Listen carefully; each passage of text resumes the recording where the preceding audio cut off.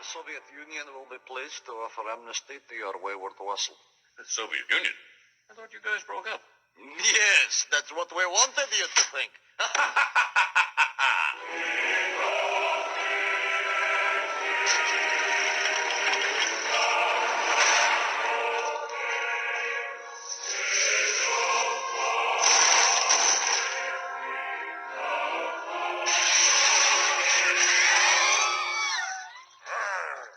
Must crush capitalism.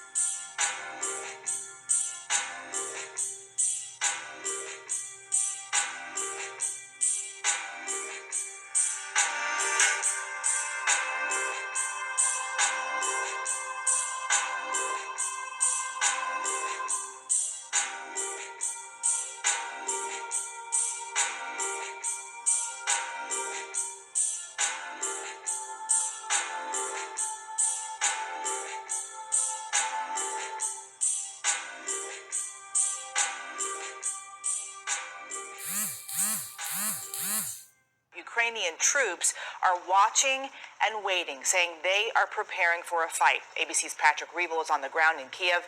Good morning, Patrick. Good morning, Eva, and thank you. Here in Ukraine, the uncertainty remains whether Vladimir Putin is still preparing to attack.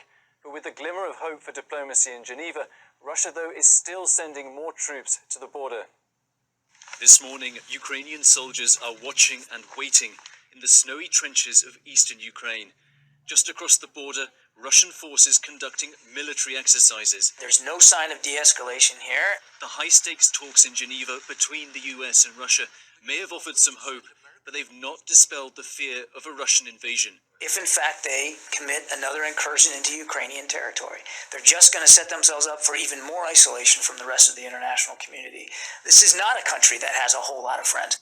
Russia is still demanding a guarantee from the US that Ukraine will never join NATO, but the US again ruling out that demand. And Russia rattling its saber just before that meeting, holding a joint naval drill in the northern Indian Ocean with China and Iran. One of Ukraine's top commanders to the east, Lieutenant General Alexander Pavlyuk, says Ukraine estimates there are now 127,000 Russian troops massed near its border. He says his country needs more American weapons to deter Putin. The US is rushing more military aid to Ukraine. These photos overnight showing the first shipment of a new $200 million package landing in Kiev, which includes about £200,000 of lethal aid, including ammunition.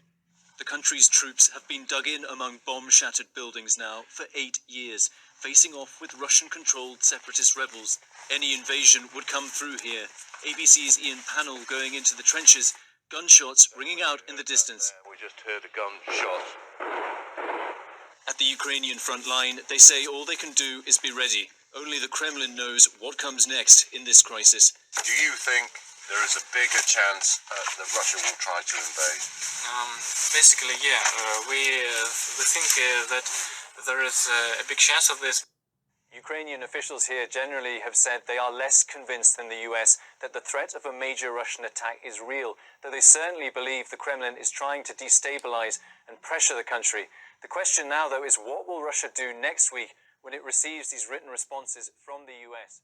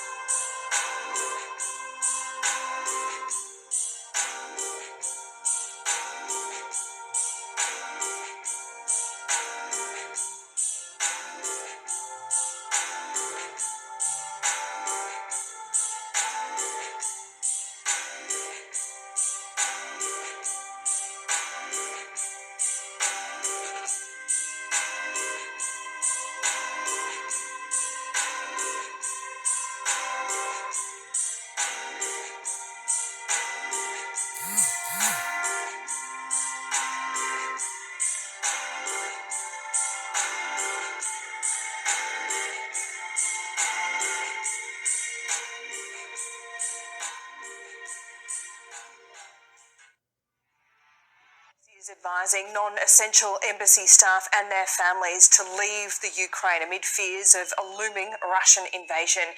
In a statement just in, the US Department of State said it has authorized a voluntary departure of US direct hire employees and ordered the departure of eligible family members from the embassy in Kiev due to the continued threat of Russian military action. It says all US citizens should also consider leaving the country. Russia has sent thousands of troops to its border with the Ukraine. Russian officials reject claims it is preparing to invade. It's breaking news as the world watches whether Russia will indeed invade Ukraine. NATO sending more ships and fighter jets into Eastern Europe, putting extra forces on standby. The Biden administration ordering the families of American embassy staff and all U.S. citizens to leave Ukraine. White House correspondent Allison Harris following all of the developments for us this morning. Allison? Good morning, Adrian. President Biden is putting pressure on Russian President Putin, trying to stop an invasion of Ukraine. Yesterday, Kiev received a shipment of military aid from the U.S., including ammunition for those frontline defenders. This morning, the State Department is telling some U.S. citizens in Ukraine to leave. The uneasiness is amplifying as concerns grow that Russia will invade Ukraine, with 100,000 Russian troops already staging along the Ukrainian border. Secretary of State Antony Blinken warning Sunday any incursion would trigger a strong, united response from the U.S. and its allies, echoing the president's promise to inflict economic pain in the event of an invasion last week. It is going to be a disaster for Russia if they further invade Ukraine. Blinken is just back from Geneva, where he met with the Russian foreign minister, as the U.S. continues to engage in diplomacy with Moscow. But there are no breakthroughs. Even as we're doing that, we're preparing, building up defenses, building up deterrence, if Russia chooses the other path. President Biden meeting with his national security team at Camp David over the weekend, as the State Department orders family members of U.S. personnel at the embassy in Kiev to leave due to the threat of Russian military action. Non-essential embassy staff are also told that they can leave. The British government now accusing Russia of seeking to replace Ukraine's government with the pro-Moscow administration. Republican Senator Joni Ernst calling for the U.S. to sanction Russia now. President Biden has said he won't send U.S. troops specifically to Ukraine, but that doesn't rule out the possibility of the president sending troops to help NATO allies that border Russia and Ukraine, something the president is said to be weighing and could have a decision on early this week.